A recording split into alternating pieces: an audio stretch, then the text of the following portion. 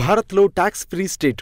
ఎంత సంపాదించినా పన్ను చెల్లించాల్సిన అవసరం లేదు. ప్రపంచంలోని అత్యధిక ధనిక నగరాల్లో ముందు వరుసలో ఉన్న దుబాయ్లో ట్యాక్స్ ఉండదు. అలాగే మన దేశంలో కూడా ఇలాంటి ఒక రాష్ట్రం ఉంది, అదే సిక్కిం. ఈ రాష్ట్ర ప్రజలు కేంద్ర ప్రభుత్వానికి ఎలాంటి పన్ను కట్టాల్సిన పని లేదు. వీరికి ట్యాక్స్ పేమెంట్స్ నుంచి మినహాయింపు ఉంది. ఈ దేశంలో అత్యంత తక్కువ జనాభా ఉన్న రాష్ట్రం కూడా ఇదే. భారత్లో 22వ రాష్ట్రంగా విలీనమైంది. 1975లో ప్రత్యేకంగా ఒక రెఫరెండం నిర్వహించి మరీ సిక్కింను దేశంలో విలీనం చేశారు. అయితే సిక్కింను పరిపాలిస్తున్న రాజు విలీనం కోసం ఒక షరతు పెట్టారు.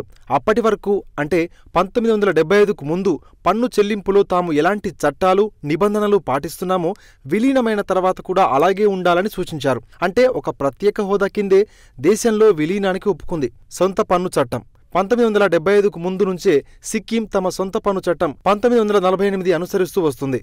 దీని ప్రకారమే కేంద్రానికి వీరు పన్ను చెల్లించరు. ట్యాక్స్ బెనిఫిట్స్ 2008లో మాత్రం కేంద్రం సిక్కింలో ఉన్న ఇన్కమ్ ట్యాక్స్ యాక్ట్ను రద్దు చేసింది. రాష్ట్రంలో ప్రత్యేకంగా ఆర్టికల్ 371 విధించింది. ట్యాక్స్ పేమెంట్స్ కోసం కొత్తగా సెక్షన్ 10ను తెచ్చింది. దీని ప్రకారం కూడా సిక్కింలోని 94% జనం పన్ను చెల్లింపుల నుంచి మినహాయింపులు పొందుతున్నారు.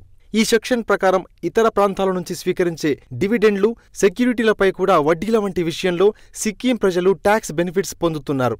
సెక్షన్ 10 ప్రకారం సిక్కింతో పాటుగా ఇతర ఈశాన్య రాష్ట్రాలైన త్రిపుర, మణిపూర్, నాగాలాండ్, అసోం, అరుణాచల్ ప్రదేశ్, జమ్మూ కాశ్మీర్, లద్దాఖ్ వంటి ప్రాంతాల్లో నివసిస్తున్న షెడ్యూల్ తెగల ప్రజలు కూడా పన్ను చెల్లింపుల నుంచి మినహాయింపు ఉంది.